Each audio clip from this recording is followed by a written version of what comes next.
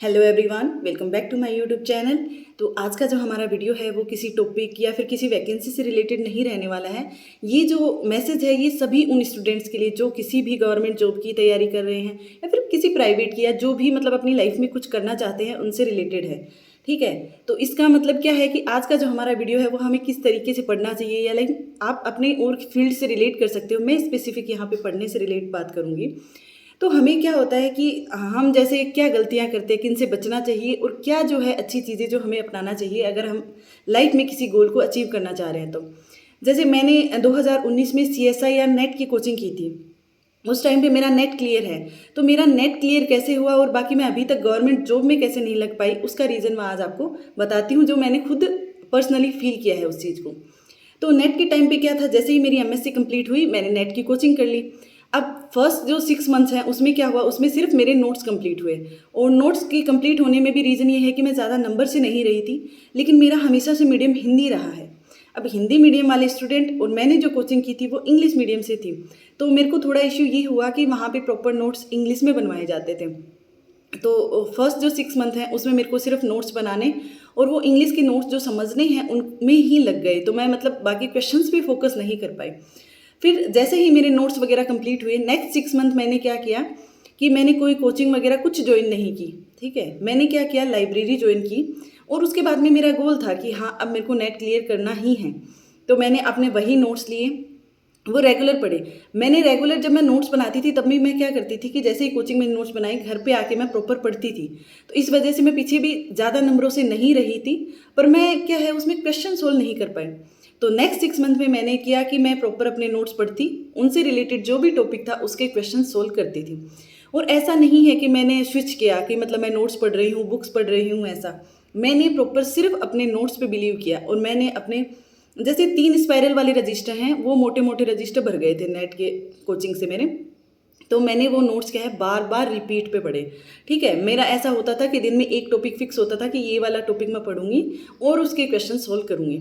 Next day जब मैं topic पढ़ने जाती थी तो मैं उससे पहले का जो था, क्वेश्चन तो बार बार नहीं सोल्व होते, लेकिन वो जो पहले वाला टॉपिक है उसको क्विकली 15 या 20 मिनट में, मेरा ये था कि आधा समझ में आऊँ चाहे कितना ही आऊँ, 15 या 20 मिनट में मेरे को इस टॉपिक को रिवाइज करना है।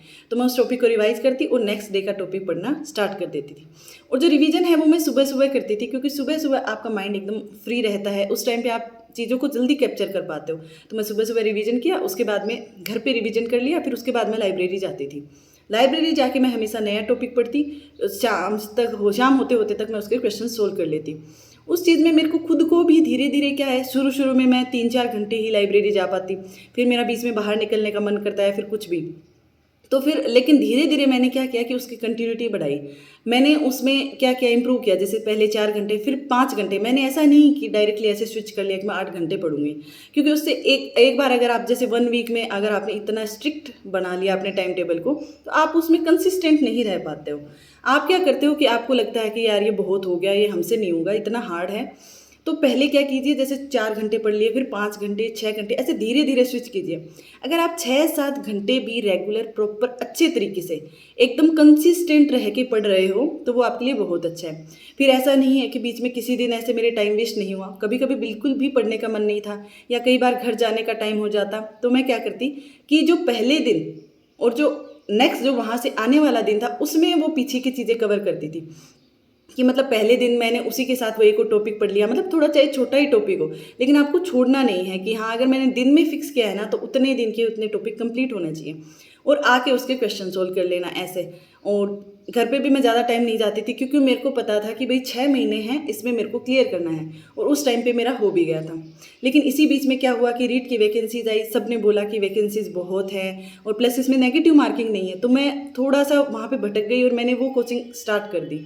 वो कोचिंग स्टार्ट करके ऐसी बात नहीं है कि मेरे नंबर भी बहुत काफ़ी अच्छे नंबर आए थे और मेरे को लग रहा था कि मेरा सिलेक्शन हो जाएगा, लेकिन उसी बीच में खबर आई कि वो जो एग्ज़ाम है वो कैंसिल हो गई। उसमें क्योंकि तैयारी बहुत अच्छे से की थी, पहले मेरे को लगा था 4-5 महीने में वो एग्ज़ाम हो जाएगी और उसके बाद में मैं वापस अपना असिस्टेंट प्रोफेसर की तैयारी कर लूँगी। लेकिन वो एग्ज़ाम होने में बहुत टाइम लगा, फिर आगे आगे वो हाँ आगे बढ़ती गई एग्ज़ाम, तो इस वजह से टाइम भी बहुत लग गया। लेकिन ठीक है, मेरा रिजल्ट उस हिसाब से आया जिस हिसाब से मेरे को चाहिए था।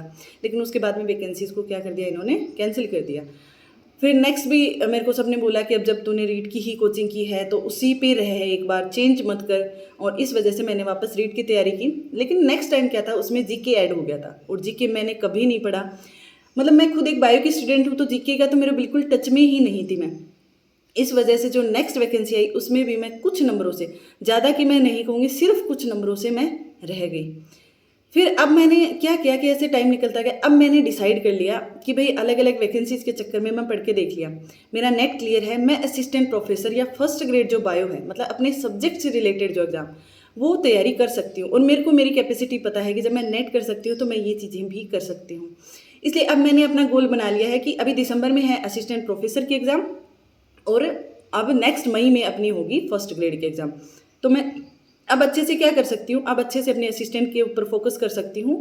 और जैसे ही मेरी एग्ज़ाम होगी, ऐसा नहीं है कि मैं फ्री बैठ जाऊँगी, चाहे वो एग्ज़ाम कैसा भी जाए, अच्छा बुरा, मैं कोशिश करूँगी कि मेरी तरफ से गलतियाँ नहीं हों। लेकिन फिर भी मैं क्या करूँगी, अगले ही दिन 2-3 दिन का रेस्ट लेके मैं अपनी फर्स्ट ग्रेड के लग जाऊँगी, क्योंकि इन गवर्नमेंट जॉब्स का कोई भी भरोसा नहीं है। तो इसलिए अगर आपका अभी भी आपको लग रहा है ना कि फर्स्ट ग्रेड में हो रहा है कुछ भी, फिर भी आप अपनी तैयारी मत छोड़िए। चाहे आप नेक्स्ट उससे अपर ग्रेड की जो एग्ज़ाम है उसकी कीजिए, लेकिन तैयारी करना बिल्कुल मत छोड़िए जब तक आपको ज्वाइनिंग ना मिल जाए।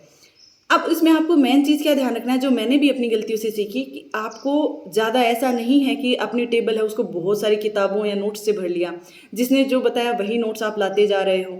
नहीं, आपको अपने फिक्स जो नोट्स हैं, अगर आपने अभी तक तैयारी नहीं स्टार्ट की है तो आपको क्या करना है कि एक या दो मैटर जो हैं अपने किसी सब्जेक्ट से रिलेटेड वो इकट्ठे करने हैं और उन्हीं का मल्टीपल टाइम रिवीजन करना है। उसके अलावा अगर आप ज़्यादा भर के लाना चाहते हो तो आप लाइए क्वेश्चंस के सेट, जो प्रैक्टिस सेट आते हैं, ऑनलाइन कोचिंग से ले लो, ऑफलाइन कोचिंग से, जहाँ से भी आपको क्वेश्चंस मिलें अपने एग्जाम के लेवल के। ठीक है, आपको प्रीवियस ईयर क्वेश्चन देखने हैं, उसमें देखना है आपके एग्जाम का लेवल क्या है क्वेश्चंस का। उनसे रिलेटेड जो भी क्वेश्चंस हैं वो आप इकट्ठा कर लीजिए, और क्वेश्चंस को आप कहीं से भी बहुत सारे क्वेश्चन प्रैक्टिस कर सकते हैं। आजकल तो यूट्यूब पे बहुत सारे क्वेश्चंस अवेलेबल हैं, टेलीग्राम चैनल्स हैं, बहुत सारी कोचिंग्स हैं। ऐसा नहीं है कि आपको ज़्यादा पैसे खर्च करने पड़ेंगे। ठीक है, आप अपने किसी फ्रेंड की हेल्प ले सकते हैं, कोई बुक ला सकते हैं। बहुत सारे क्वेश्चंस के आजकल मार्केट में ऑप्शन अवेलेबल हैं। तो आज का मेरा मेन मकसद था कि हमें एक तो कंसिस्टेंट रहना है, कि अपना जो लक्ष्य है वो इतना बड़ा नहीं बनाना है कि मैं 12-12 घंटे पढ़ लूँगी। अब जब आपसे नहीं हो रहा है तो उतना बड़ा नहीं बनाना है। एक तो पहले टाइम लिमिट कम कीजिए, फिर धीरे धीरे आप बढ़ाइए उसको, धीरे धीरे उसको बढ़ा सकते हैं। प्लस मल्टीपल टाइम उन चीज़ों का रिवीजन कीजिए, क्योंकि आप चाहे कितना ही आपको लगे कि मैंने पहली बार में टॉपिक अच्छे से पढ़ लिया, अब जब नेक्स्ट टाइम उस टॉपिक को पढ़ोगे ना तो आपको कुछ ना कुछ उसमें नया देखने को मिल ही जाएगा। तो आपको मल्टीपल टाइम रिवीजन करना है और बहुत सारे क्वेश्चंस की प्रैक्टिस करनी है, और उसके साथ में क्या करना है, बी कंसिस्टेंट, मतलब आपको कंसिस्टेंसी अपनी जो है वो मेंटेन रखनी है। तो आई होप आपको ये वीडियो पसंद आया होगा और आपकी तैयारी के अंदर ये वीडियो हेल्पफुल रहा होगा। इन्हीं टाइप के और वीडियोस देखने के लिए अगर आपने अभी तक मेरे चैनल को सब्सक्राइब नहीं किया है तो प्लीज़ चैनल को सब्सक्राइब कर लीजिए। इस तरीके से वीडियो, क्योंकि मैं खुद जानती हूँ कि इस तरीके के जो वीडियोस हैं वो हमें कैसी मोटिवेशन देते हैं।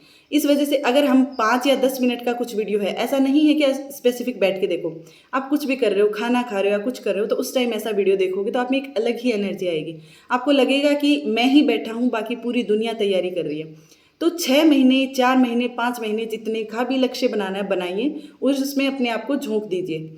ऐसा नहीं है कि बीच में कोई फेस्टिवल नहीं आएगा या आपको कहीं जाना नहीं पड़ेगा, लेकिन वो जो दिन है, एक तो कोशिश कीजिए कि आप ना, अगर कंपलसरी नहीं हो तो वहाँ ना जाएं, लेकिन अगर हो कि नहीं वहाँ जाना ज़रूरी है तो आप आगे और पीछे वाले दिन में उसको क्या कीजिए, पूरे को कवर कीजिए जो आपने अपना डिसाइड किया है। ठीक है, मैं नहीं कहूँगी कि आप सुबह जल्दी उठिए, शाम को लेट तक पढ़िए, नहीं, वो सबका अपना अपना लेवल होता है। आप कितना पढ़िए वो भी सब इंसान का अपना, क्योंकि सब में अपने अपने डिफरेंसेस हैं कि कोई हाउसवाइफ है, कोई प्राइवेट जॉब कर रहा है साथ में, उसके साथ में उसको तैयारी करनी है, तो वो अपना टाइम जो है वो आप अपने हिसाब से मैनेज कीजिए।